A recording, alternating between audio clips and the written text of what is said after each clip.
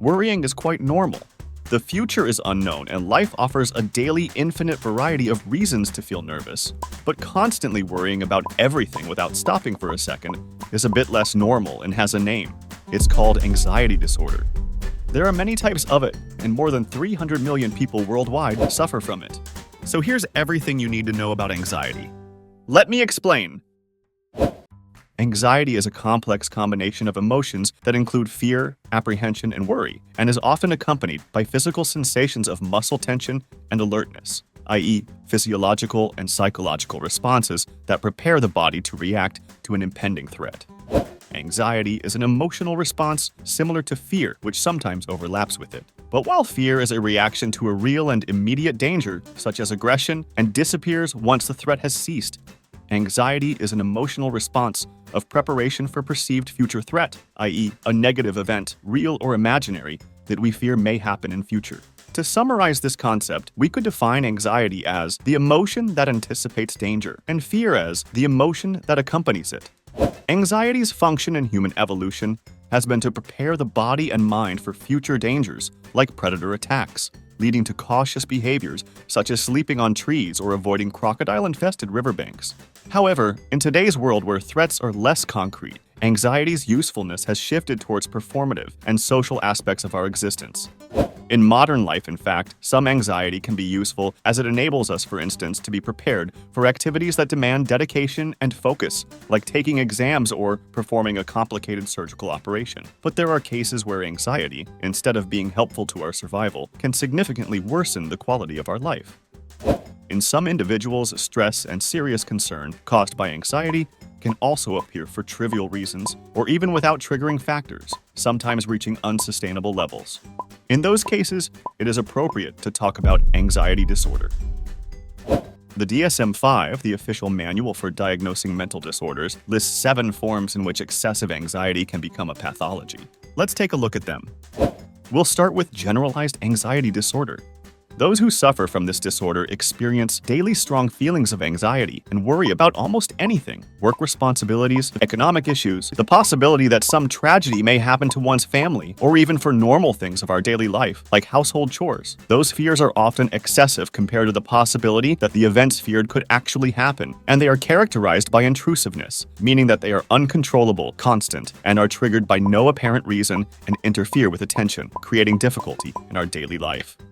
Diagnosis requires manifestation for most days and at least for 6 months, combined with 3 or more of the following symptoms: restlessness, fatigue, difficulty concentrating or memory gaps, irritability, muscle tension, sleep disturbances.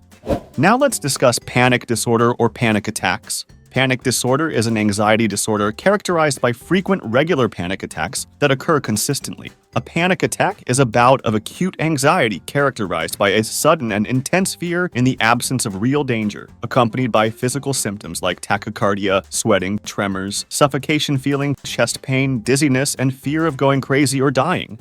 Panic attacks, though unpleasant, are brief episodes anyone could experience at least once in their life. To diagnose a panic disorder, the attacks must be recurring, unexpected, unrelated to a specific situation, and followed by at least 1 month of constant worry about experiencing another panic attack, negatively affecting the normal behavior of the person who suffers from it. The third disorder is specific phobia. A phobia is an always present and often irrational fear towards a specific element, like an object, a situation, an animal, or a place. Those who suffer from it experience excessive anxiety and terror towards the phobic stimulus, to the extent that they systematically avoid situations where they are likely to encounter the phobic stimulus. The phobic stimulus varies from person to person.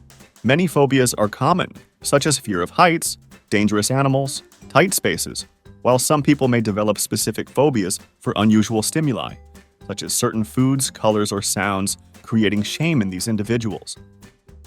Usually, phobia develops following a traumatic event that can be experienced personally or observed as a spectator. For instance, if a child is attacked by a dog, an association can form linking the stimulus, the attacking dog, with the feelings of unease, terror, and helplessness experienced at that moment. This association can lead to the development of a phobia towards dogs. The fourth anxiety disorder is agoraphobia, which can present with various symptoms. People with agoraphobia may fear open spaces, closed places, using public transport, standing in line or in a crowd, or being outside the house alone.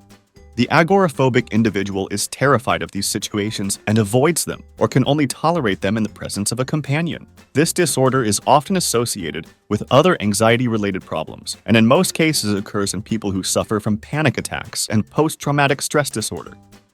Let's now move on to social anxiety disorder, which is a condition of strong discomfort and fear that a person can experience in all those social situations where there is the possibility of being judged by others, for fear of appearing embarrassed, ridiculous, or incapable, and be humiliated in front of others. This anguish often manifests even before finding oneself in the feared situation. A person could experience so-called anticipatory anxiety even hours before leaving the house, or in the weeks leading up to an important event that the person suffering from social phobia cannot avoid participating in, such as a relative's wedding. For this reason, those who suffer from social anxiety tend to isolate themselves, often losing contact and friendships with negative consequences in the workplace or school, causing anger and feelings of depression related to the sense of helplessness and isolation that arise in those with this disorder. Let's move on to selective mutism, an anxiety disorder where those affected, typically children, cannot express themselves and communicate in specific social contexts. Despite normal learning and language development, people with selective mutism can speak, but not in certain situations like school or during play, where speaking is normally expected of them. Let's talk now about separation anxiety disorder. This disorder mainly affects children, but can also occur in adults. And those who suffer from it are very scared and anxious about the idea of separating from people to whom they are particularly attached, such as parents in the case of a child. Those who suffer from separation anxiety have an often unjustified and persistent fear that accidents or tragic events may occur to their loved ones. This fear can also manifest with nightmares and physical discomfort. Just as there is no single anxiety disorder, there is also no single cause that can induce an anxiety disorder. But there are a series of factors, often correlated, that can contribute to the development of the disorder. Anxiety can be caused by physiological problems like tumors, heart diseases, hormonal issues, asthma, and user abandonment of psychoactive substances like drugs.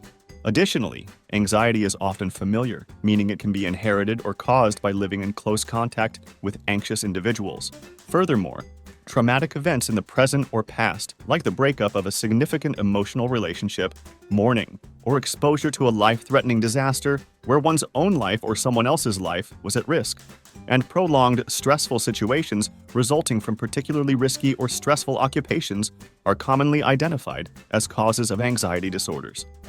Every anxiety disorder has specific causes and symptoms, and every person who suffers from it is different. That's why there can't be a single treatment that works for everyone. Still, we can say that the most common treatment for adults who suffer from anxiety disorders is psychotherapy, which allows for an effective approach to the causes and management of symptoms, sometimes with the help of anti-anxiety and antidepressant medications managed by one's own doctor. Children have different situations, rarely use meds, and receive psychotherapy with psychological or psychoeducational support for the family to intervene effectively without relying on medications. If you identify with some of these examples and think you have an anxiety disorder, consult a psychologist to determine if you truly suffer from it. They can help you understand and provide insights into your condition. The important thing is to remember that self-diagnosis is not possible, and the wisest thing to do is always to consult with a mental health professional, someone who can help you better understand your situation and with the necessary skills to guide you towards healing. If you liked this video, like it, share it, and tell us in the comments what topic you'd like to learn about on this channel. We'll make it simple for you.